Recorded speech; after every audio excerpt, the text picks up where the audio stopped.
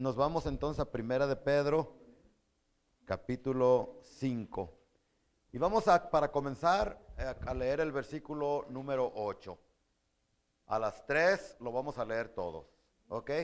1, 2, 3. Sed sobrios y velad, porque vuestro adversario, el diablo,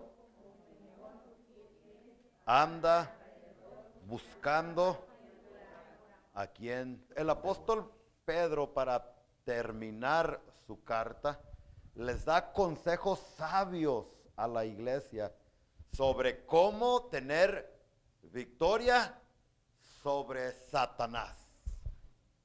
¿Ok? Muchas personas ahorita están cayendo víctimas, presa de Satanás. A muchos están matando sus familias. A muchos les han matado, les ha robado su salud. Con la mentira de que, ay, pues a lo mejor es la voluntad de Dios que estés enfermo. No, qué voluntad ni qué. No hay que creerse esas cosas. Entonces, el diablo a muchos, y el apóstol Pedro sabía esto y por eso les va a enseñar aquí cómo es que hay que no solamente resistir, sino atacar a Satanás. ¿Está bien? Y no va a ser con agua bendita. Aquí no te va a mencionar el agua bendita. Tampoco va a ser con aceite, ungiendo tu casa, ungiendo tu carro, ungiendo aquí, ungiendo allá. Tampoco va a ser con eso. Quizás yo después les hablo un poquito más acerca de eso. Pero en la iglesia cristiana se ha metido una práctica que viene de la iglesia católica y de la brujería también, que inconscientemente muchos pastores y muchas iglesias han dejado entrar a sus iglesias. No, pero que lo hace el evangelista, a mí no me importa qué evangelista lo hace. No, pero que el pastor, que no me importa qué pastor lo haga. Y a ti tampoco te debe de interesar. A ti y a mí lo que nos debe de interesar no es lo que acostumbrábamos a hacer o lo que nos enseñaron, sino lo que la escritura enseña. Conoceréis la verdad y la verdad os hará libres. ¿Sí me está entendiendo? Aunque no los veo muy entusiasmados, pero bueno. Bueno, entonces Pedro nos va a decir cómo es que hay que tener victoria sobre Satanás. Y para ello vamos a ir al versículo 1, ¿qué le parece? Porque para entender este versículo, pues hay que entender los versículos, hay que leer los versículos antes y después, para no salirnos del contexto. ¿Cuántos dicen amén? Amén. Ah, muy bien. Vámonos entonces. Entonces, recuérdese que el contexto de lo que vamos a leer es cómo tener victoria sobre Satanás. Amén.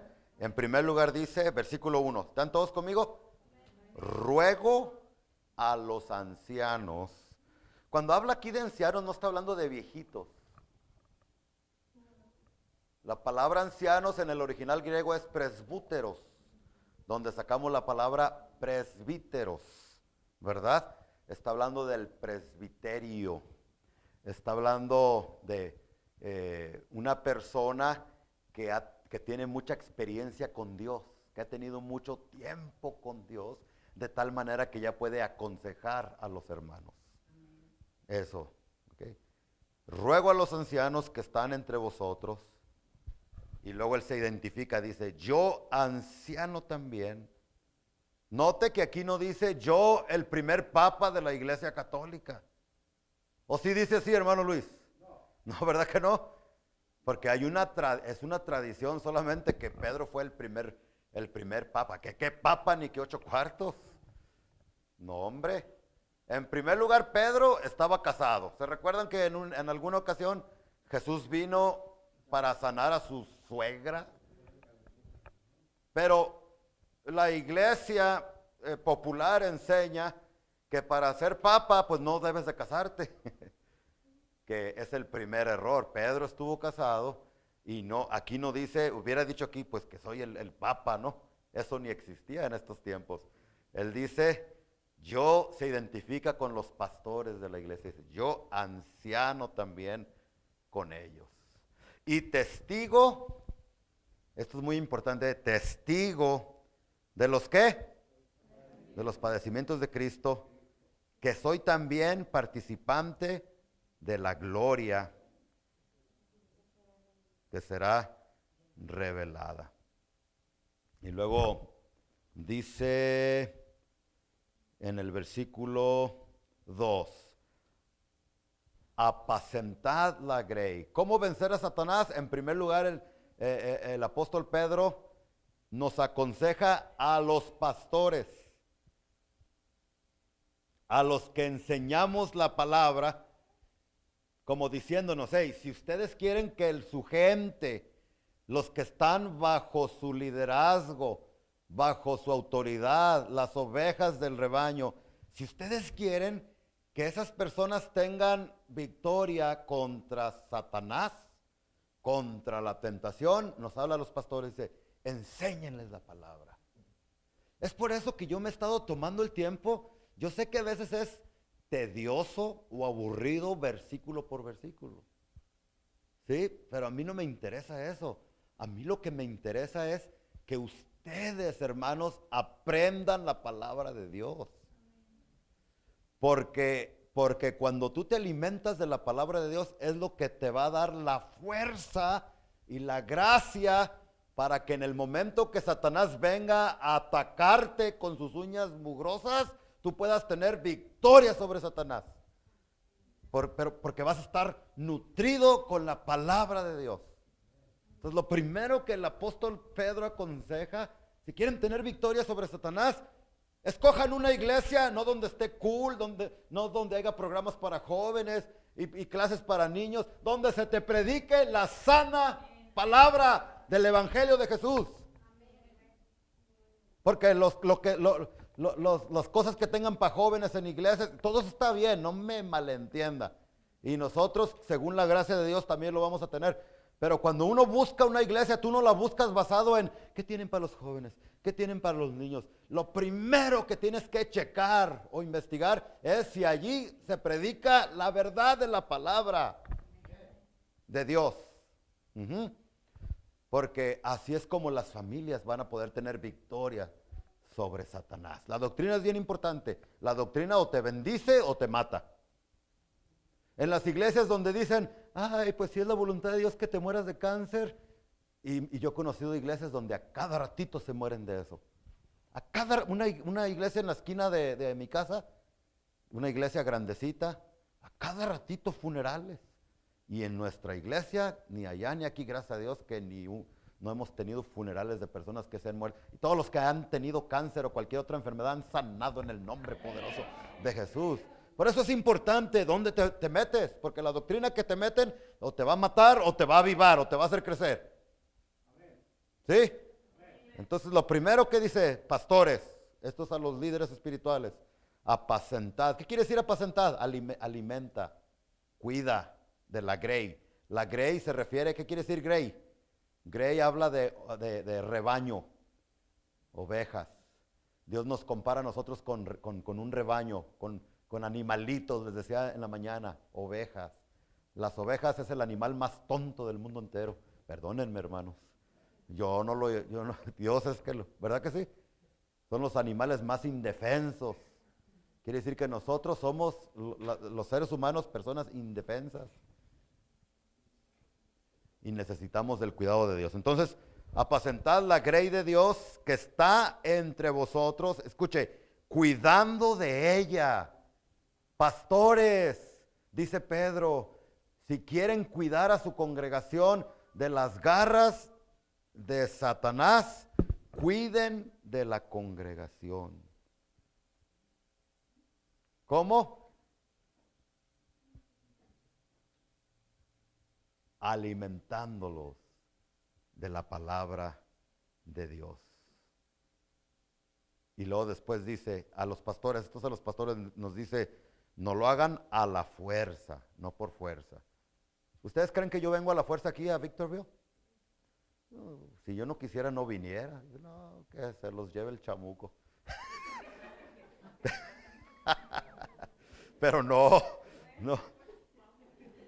Miren,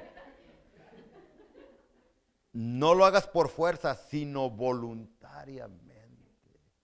Yo vengo desde Riverside, amados hermanos, Dios me está escuchando, porque les amo. Y porque y paso entre semana estudiando, orando para venir y no perder mi tiempo, sino enseñarles. Por eso a veces me desespero cuando les estoy enseñando y los veo acá, y wiri wiri, y jajaja, porque digo, los quiero cuidar, los quiero alimentar y no se dejan. Pero gracias a Dios que en esta noche sí se están dejando, están quietecitos y están escuchando bien.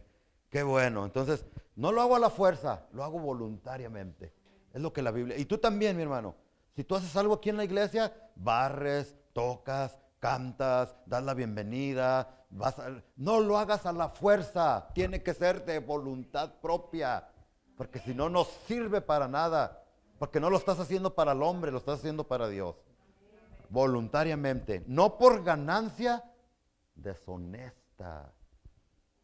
Quiere decir que hay muchos ministros falsos dentro de las iglesias con carita de ángel, con carita de yo no fui, que están predicando detrás de un púlpito. Mire, una vez uno le dijo a alguien que se iba a graduar del Instituto Bíblico, mira, en cuanto te gradúes de la Universidad Bíblica, ábrete una iglesia. Ese es un buen negocio. Los hermanos dan diezmos y ofrendas y en poco tiempo ya vas a tener una buena casa y una buena troconona. ¿Ustedes creen que eso sea bueno? Esos lobos rapaces, mentirosos y ladrones, aunque algunos se enojan que no tiene amor el pastor porque habla así. El apóstol Pablo dice, a esos es necesario taparles la boca, porque son lobos que te van a entregar a Satanás. Y muchos están por el dinero solamente. Pues con poquita gente yo qué dinero aquí, ¿verdad que no? No lo estamos haciendo por dinero. De que el obrero del Señor es digno de su salario y de que coma de lo del altar es otra cosa, eso es honestamente. Pero uno no está en el evangelio, en el pastorado, nomás por rapar a las ovejas y quitarles el dinero. Dios lo sabe, que los primeros 8, 9, 10 años de mi ministerio, yo tenía que estar trabajando secularmente. Aunque ahorita trabajo en lo de la iglesia, en lo del altar. Eso es trabajo. En la mañana, los que estuvieron en la mañana aprendimos eso, ¿verdad?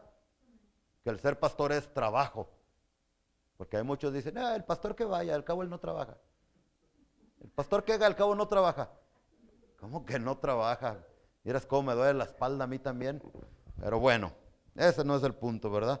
Ni por ganancia deshonesta, sino con ánimo pronto. O sea, hay que hacerlo con ánimo. Yo venía, les prometo que venía con alegría. No le dije nada a mi esposa, pero venía yo ya quiero ver a los hermanos. Ya quiero predicar. Hay que hacerlo con ánimo. 3, no como teniendo señorío sobre los que están en vuestro cuidado. O sea que ustedes son ovejas, pero no son mis ovejas. Son ovejas de Cristo. Yo, simple y sencillamente, soy el encargado. Pero los pastores no somos para... Esto no se trata de control. Esto se trata de cuidado. Y sí hay veces que el pastor tiene que venir y mira esto y esto y esto, pero no por controlarte, sino por cuidarte. ¿Estamos o no estamos? Entonces, no como teniendo señorío sobre los que están a vuestro cuidado, fíjese, sino siendo ejemplo de la grey. ¿Qué es grey? Rebaño. The flock en inglés. ¿Sí lo dije bien, Liz? Entonces debemos de ser ejemplos. Y si tú a lo mejor yo no soy pastor, en cualquier cargo que tengas en la iglesia tienes que ser ejemplo. ¿Me estás escuchando? Y no son indirectas, ¿eh? Es que algunos salen diciendo, es que lo dije por mí. Pues ¿por quién más lo dije? Si tú estás aquí, obviamente lo dije por ti. Pues ¿cómo? ¿Verdad? Pero tú tienes que ser ejemplo. Llegando temprano a la iglesia, no faltando a los servicios, siendo responsable. No hay amenes en esta noche. Si eres papá, no nomás es regañar a tus hijos y ven a la iglesia y que sabe que. No, tienes que ser ejemplo. Yo les decía en la mañana y se lo repito a ustedes, mire, mis hijos jamás me han visto tomarme una cerveza. Jamás me han visto inyectarme cocaína o echarme mi cigarrito. Jamás. ¿Y por qué ahora ellos me respetan? Y en la casa no meten nada de eso. Porque saben que su papá nunca lo ha hecho. Y yo nunca les he tenido que decir a mis hijos, no hagas esto, no hagas aquello. Porque ellos saben el ejemplo. Y si se desvían en algún tiempo de su vida, ellos van a regresar porque les he dado un buen ejemplo. No me han visto decir ni una vez. Pregúntele a uno de mis hijos si me han escuchado decir una mala palabra. Porque hay unos papás que aquí nomás se enojan y, hijo de la sabe qué y qué. Y nos reímos, pero dañamos a nuestros hijos. Dice que el liderazgo aquí de un pastor, de un papá, de un maestro, de un jefe de trabajo, tiene que ser tu ejemplo. Ustedes me respetan a mí mucho. Bueno, eso espero, ¿verdad? Y gracias, mis hermanos. Pero ¿verdad que yo no ando con el chicote sobre ustedes? Ustedes lo hacen porque han visto el ejemplo que les he dado.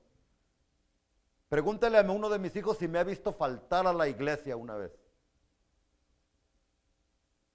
Hermanos, yo vi eso de mi papá. Sí les dije, ¿verdad? Que en sus 50 y tantos años que tiene de ministerio y en sus 60 y tantos años de cristiano, nunca ha faltado a un servicio. Nunca. Por ejemplo, ¿y tú cuántas veces has faltado? Mis hijos no pueden decir, no, pues que usted falta. Yo no falto. Si ellos faltan, ya están ellos, pero... Déjame hacerte una pregunta. Si tenemos que ser ejemplos. Si todos fueran de puntuales al servicio, como tú eres de puntual, ¿cómo sería toda la iglesia?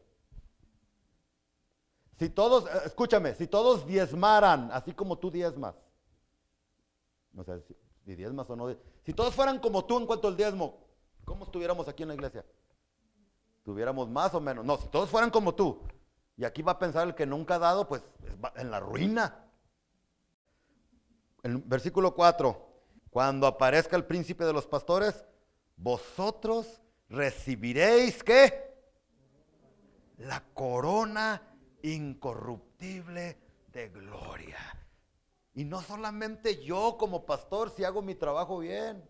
Escúchame, hermano, escúcheme, por favor, no te distraigas. Si tú eres fiel al evangelio, a lo que has aprendido, un día lo aprendimos en una célula, ¿verdad? Con ustedes, no me acuerdo qué día, allá en la casa de ustedes, mis hermanos. ¿Verdad, Ana? Tú me dijiste que tu hijo aprendió eso de las coronas, ¿verdad? Un día también ustedes van a recibir una corona incorruptible. Ahora, rapidito, en los tiempos de la Biblia, los que recibían coronas eran ¿quiénes? ¿Y cuándo? ¿Cuándo? Cuando ganaban batallas, hermana Liz, una estrellita. Cuando había guerras y conquistaban al enemigo, el rey le quitaban la corona al rey derrotado y se la ponían al rey vencedor. ¿Sí? ¿Sí me están entendiendo? Bueno, eso hay que aplicarlo a nuestras vidas. ¿Cómo es que tú y yo vamos a recibir coronas allá en el cielo? Ganando batallas, teniendo victoria sobre las situaciones. Por eso cuando tú tienes situaciones difíciles, cuando estás pasando por problemas, hermano, no lo veas como, ay, Dios mío, no. Los problemas y las situaciones difíciles son una oportunidad que Dios nos da para que podamos levantar las manos como los boxeadores y decir, somos victoriosos en Cristo Jesús. Amén. Y por cada victoria que tú tengas, allá en el cielo te espera una corona. ¡Gloria a Dios! Bendito sea su nombre. ¿Cuántos quieren una corona? ¿Seguros? Apocalipsis 4:10. Y ahorita regresamos a Pedro, Los 24 ancianos. ¿Qué quiere decir eso de los 24 ancianos?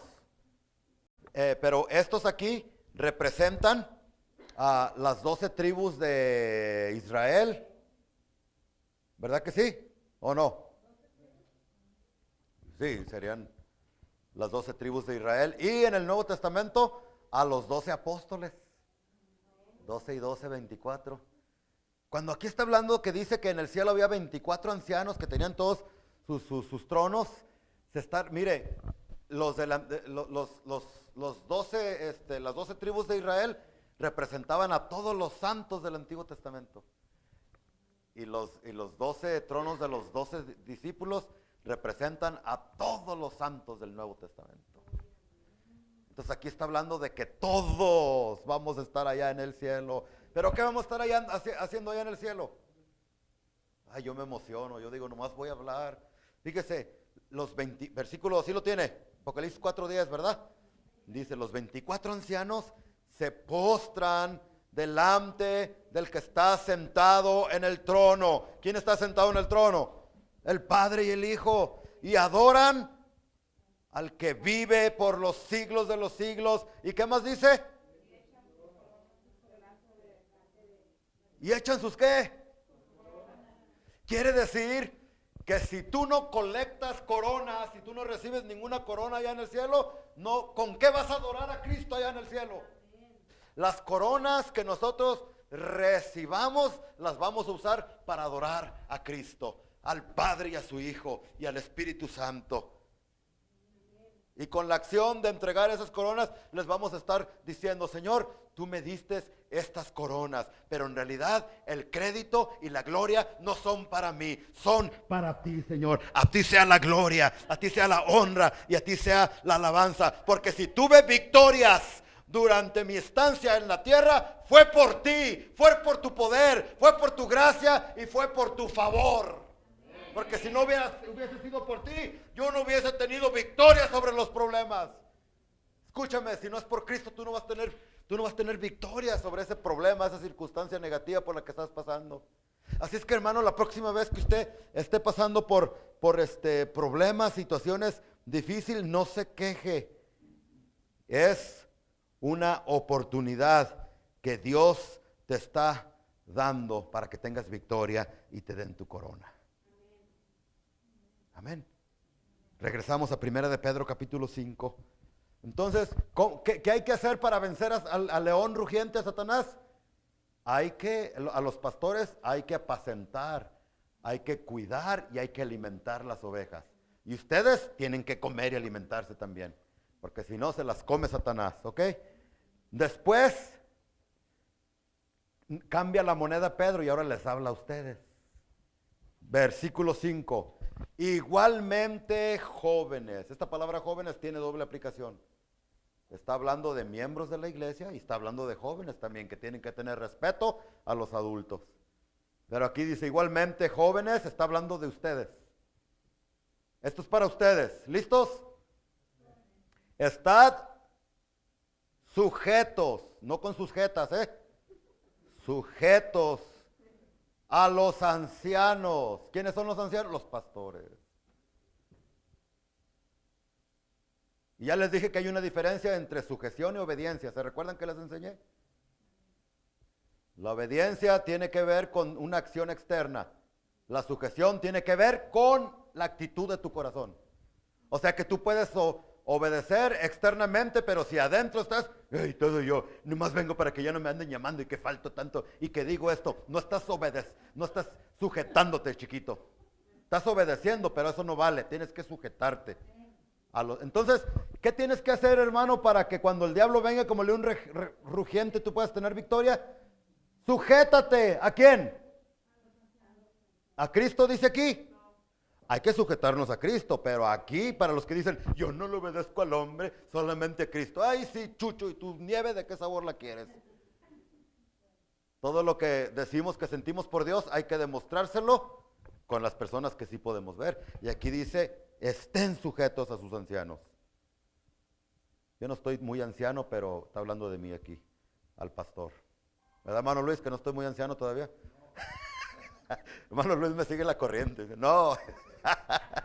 Están sujetos a los ancianos.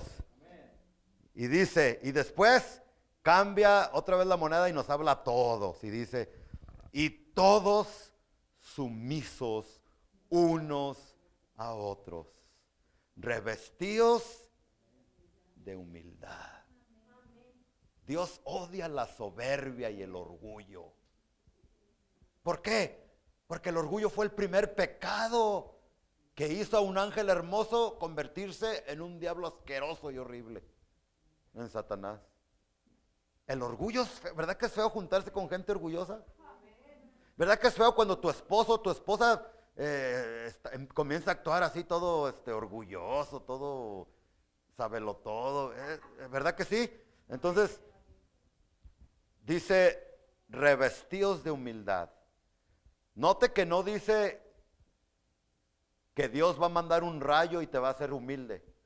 Porque hay personas que dicen, pastor, ore por mí para ser humilde. Podemos orar por ti, ¿verdad? Pero tú tienes que quitarte, dice revestidos, tú tienes que quitarte la camisa del egoísmo, quitarte la camiseta del orgullo y vestirte de santidad y de humildad.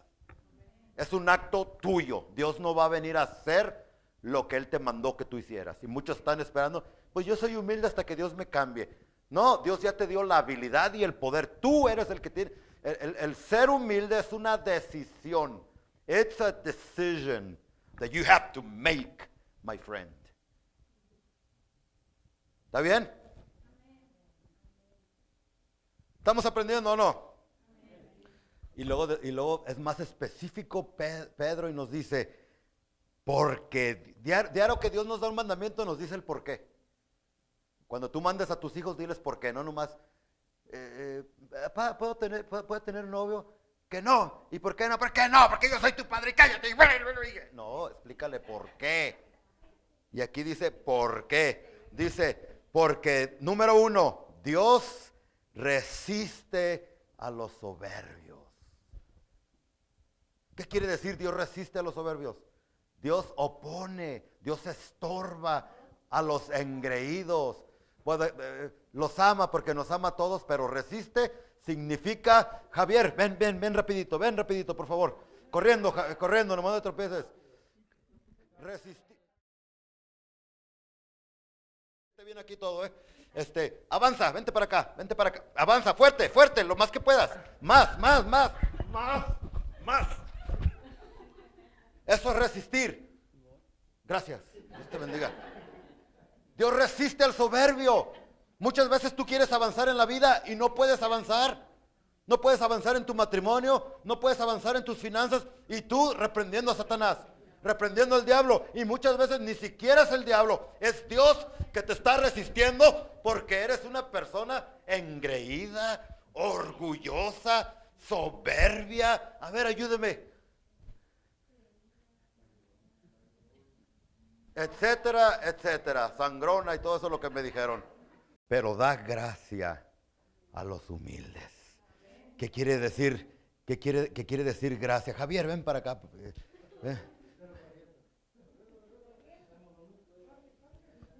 Dios resiste a los soberbios. ¿Qué quiere decir resistir? Avanza. ¿Quieres mejorar en tu familia, tus finanzas, con tu esposa? No, Dios no te deja. No es el diablo. Si eres soberbio. Pero cuando tú te humillas y dices, me voy a quitar estas garras de orgullo, de soberbia que tengo, y voy a ir a mi closet y voy a escoger mi vestido de humildad. ¿Sí? De santidad a Dios. Y te la pones, entonces, ¿qué dice? Que Dios da gracia a los humildes. Y haga de cuenta que Javier o Darío, como usted le quiera llamar, él quiere avanzar para allá. Él quiere avanzar para allá, ¿verdad? Él quiere, aquí está la cámara. Ahí está. Bueno, él quiere avanzar, ¿verdad?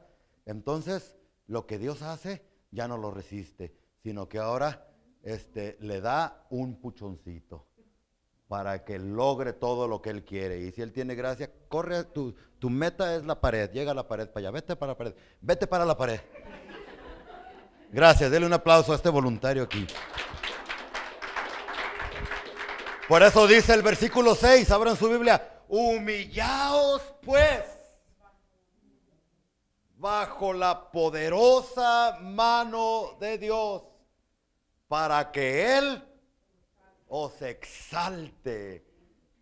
No cuando tú quieras, porque, ay, ya me humillé y nada pasa. No es en tu tiempo, es en el tiempo de Dios. Cuando fuere tiempo. Él te va a honrar en frente de tus enemigos. Él te va a engrandecer como engrandeció a Abraham. Él te va a exaltar, porque la palabra de Dios así lo enseña, y Dios no puede mentir, damas y caballeros. ¿Qué les parece? ¿Qué les parece? Tremendo, ¿no? Entonces, a humillarnos bajo la poderosa mano de Dios. ¿Y qué quiere decir eso de humillarse? Porque escuchamos que hay que humillarnos. ¿Y qué quiere decir eso? Hay muchos significados, pero el significado que me llena más el corazón y me llena más el alma, humillarse delante de Dios, es venir ante su presencia y físicamente, como dice la Biblia, venid, arrodillémonos delante de la presencia de Cristo y adoremos su santo nombre. Eso es lo que significa humillarse delante de la presencia de Dios. Tremendo, adorar a Cristo. Y a mí me da mucha tristeza que muchas veces vengo a la iglesia aquí y en otros lados y veo muchos hermanos que ya tienen mucho tiempo viniendo a la iglesia, el grupo está cantando, está adorando, y ¿qué hacen muchas personas? Ay, nomás. Levante tus manos, hermano, aplaudan. Y que, ¿cómo dice el canto de saltar? Que el que cantaban cantando ahorita, fiesta o no sé qué, de algo que dice que hay que brincar, que hay que danzar, y nadie danzando, nadie brincando, nadie adorando, otros bostezando, uno que otro ahí durmiéndose. Eso no es humillarse. Humillarse es vengamos ante la presencia de Dios. Humillémonos y adoremos su santo y bendito nombre con los miembros de nuestro cuerpo, con nuestras manos, con nuestros pies, con nuestra boca. Dios te hizo estas manos para que las levantes y lo adores. Dios te hizo estos pies para que saltes como corderito delante de su presencia. Como en las fiestas de Sinaloa, si andabas ahí, con tus botas picudas, ¿verdad? Pero aquí te pedimos que dances y ya no quieres hacerlo. Es el colmo, eso no debe de ser. Si al diablo le bailabas allá en el mundo y alguno que otro todavía lo hace, para vergüenza de vosotros lo digo, ¿cómo no tenemos que doblar nuestras rodillas nosotros también, usar nuestras piernas, nuestras manos, nuestra boca y todos los miembros de nuestro cuerpo para glorificar, para exaltar y para bendecir el nombre precioso de Cristo Jesús? Damas y caballeros, eso es lo que significa humillarse delante de Dios. Y es lo que dice: humillaos pues bajo la poderosa mano de Dios, y Él te va a exaltar, Él te va a honrar, Él te va a levantar, Él te va a ayudar, Él te va a bendecir. Cuando fuere tiempo, tú vas a ver la victoria del Señor. 7, echando toda vuestra ansiedad sobre Él, porque Él tiene cuidado de vosotros. Otra manera de humillarnos es echando toda nuestra ansiedad sobre Él. Yo no sé qué situación estés pasando, qué preocupación, qué problema, qué enfermedad, Escúchame, por favor. El Espíritu Santo te está hablando a través de la palabra y te está diciendo: echa toda tu ansiedad, no importa la situación, no importa el problema. Echa toda tu ansiedad sobre Él, sobre Cristo, porque Él tiene cuidado de sus hijos. Tuvo cuidado del hermano Luis hace 3-4 meses atrás, le dio un ataque al corazón. Pero el Señor extendió su mano y lo sanó, para gloria y honra de nuestro Señor. ¿Sí o no, hermano Luis? Pero hay que echar toda nuestra ansiedad, porque nuestro Señor sana, nuestro Señor salva. Dios es bueno, amados hermanos. La preocupación es evidencia de que eres una persona egoísta y orgullosa. Porque dice, humíllense, ¿cómo? Echando toda vuestra ansiedad sobre Él, porque Él tiene cuidado de vosotros. Después llegamos al versículo donde quería llegar. Sed sobrios y velad, porque vuestro adversario, el diablo, como león rugiente, anda alrededor buscando a quien devorar. ¿Ustedes saben cómo cazan los leones? Normalmente esto es lo que hacen los leones. El león ya viejo, sin colmillos, ya que casi no puede caminar, lo que hace es que se esconde detrás de arbustos, hierbas, lo que tú quieras, y empieza a rugir. ¿Cómo ruge un león? Yo no soy buen imitador de animales. ¡Ah! No, eso no le hace así, ¿verdad? Pero bueno. Entonces cuando el animalito, sea venado, sea lo que sea, cuando escucha el rugido del león, ¿qué es lo que hace el animalito? Corre. ¿Hacia dónde corre? ¿Hacia el león? No, porque está escuchando el rugido del león. Entonces el animalito corre al contrario, ¿verdad? Pero para ello el león y las leonas y los leones fuertes ya se pusieron de acuerdo y ya están de aquel lado. Entonces, cuando el animalito comienza a correr, sin saberlo, cae directamente a donde está la manada de leones listos para devorarlo. Y así es como lo agarran. Por eso el apóstol Pedro sabía esto. Por eso es que en el versículo 9 dice, al cual resistid firmes. No dice cuando escuchen que viene el león, cuando escuche que viene la enfermedad, cuando venga el problemón, córrele de la iglesia. Hay muchas personas que cuando se encuentran en problemadas, en situaciones difíciles, lo primero que hacen es dejan la iglesia, dejan las cosas de Dios. Eso es hacer contrario a lo que Pedro nos está diciendo aquí. Por eso no nos dice que corramos, porque si corremos, olvídese, vamos a caer presa del enemigo, del león, y nos va a devorar. Cuando tú tengas un problema, cuando tú escuches los pasos y los rugidos de Satanás, el león rugiente, no corras. Resístelo firme. Que Dios te ha dado todo el armamento que tú necesitas para no solamente resistirlo, sino contraatacarlo y tener victoria sobre el mismo Satanás. Porque la Biblia dice que debemos nosotros tener nuestro pie sobre el animal ese, sobre el cuello del animal.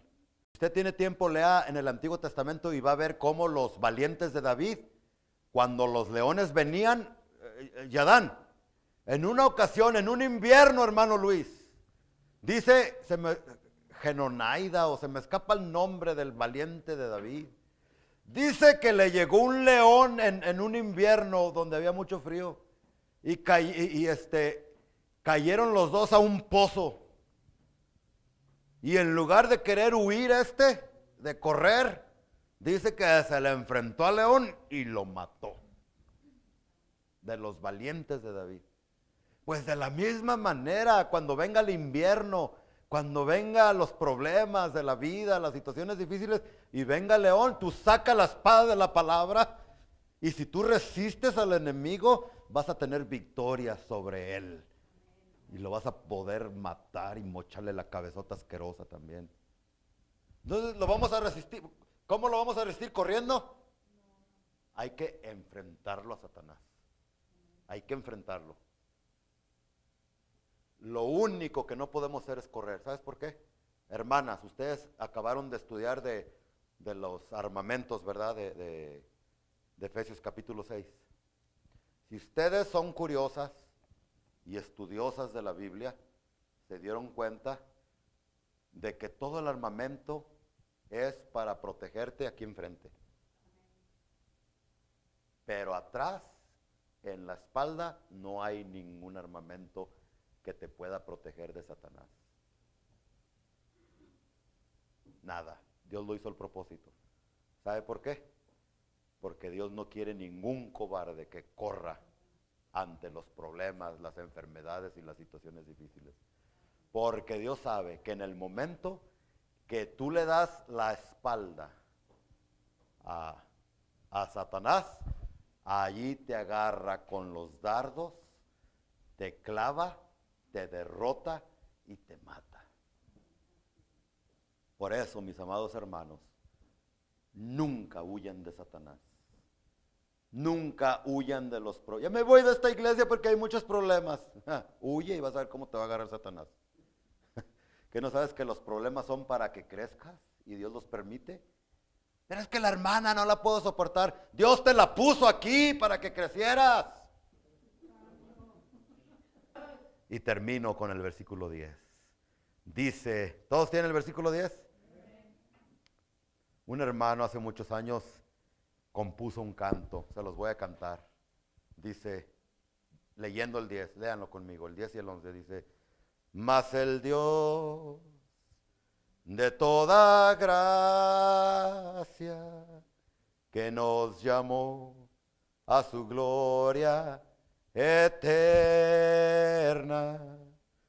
os perfeccione y afirme,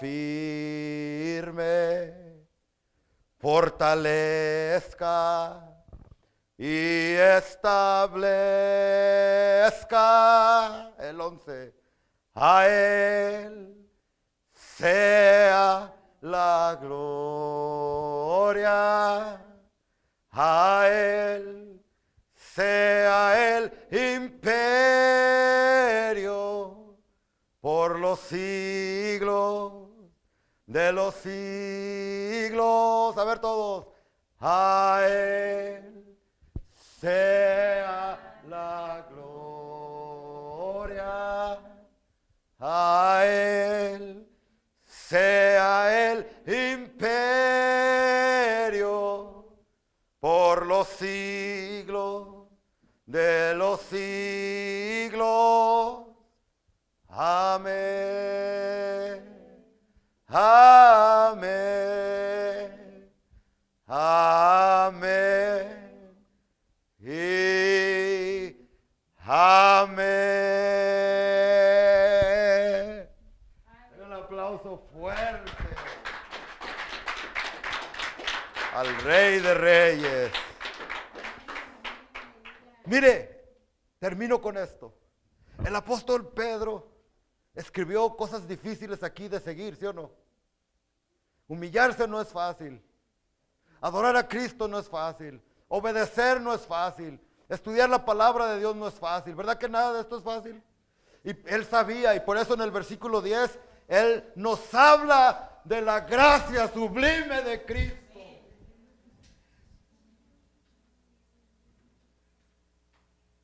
Que si nosotros vamos a poder obedecer todo lo que aprendimos para defendernos de Satanás, de león rugiente, no va a ser en tus propias fuerzas, va a ser en el poder del Espíritu Santo, y va a ser por la gracia, o sea, por la habilidad y el poder de Cristo sobre tu vida.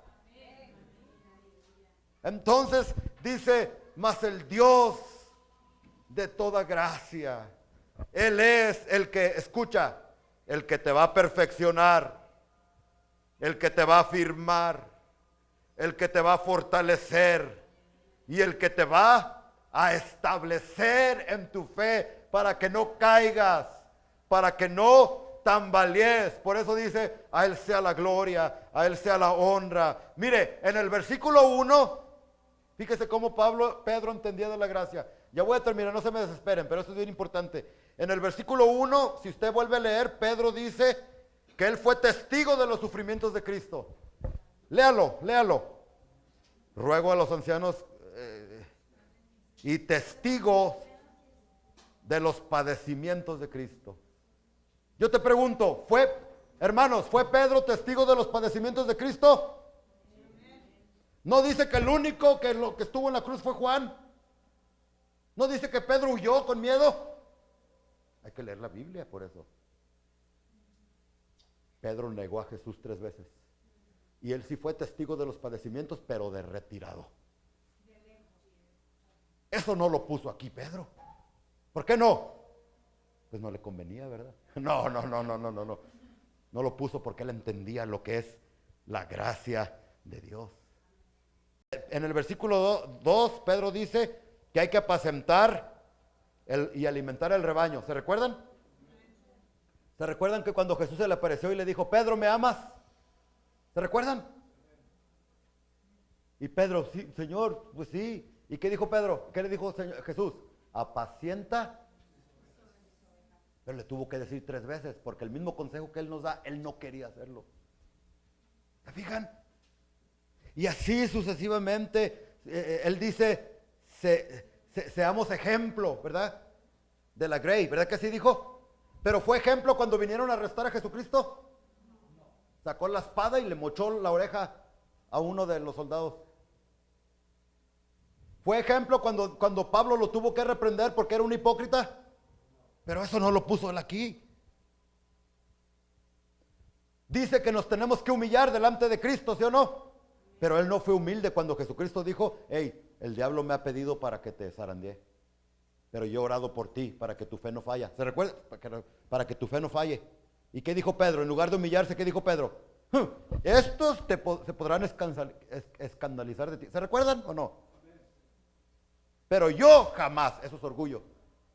¿Se fija en todo lo que nos está enseñando aquí? Él había fallado. Aquí ya había crecido, ya había madurado, pero él había fallado en todo esto. Pedro nos dijo que seamos sobrios y estemos alertas para la venida del Señor. Aquí también. Pero cuando a Jesucristo lo iban a arrestar en el monte de los Olivos, Jesucristo le dijo, vela y ora para que no caigas en tentación. ¿Y cómo se encontró Pedro? Dormido. ¿Quiere que le siga?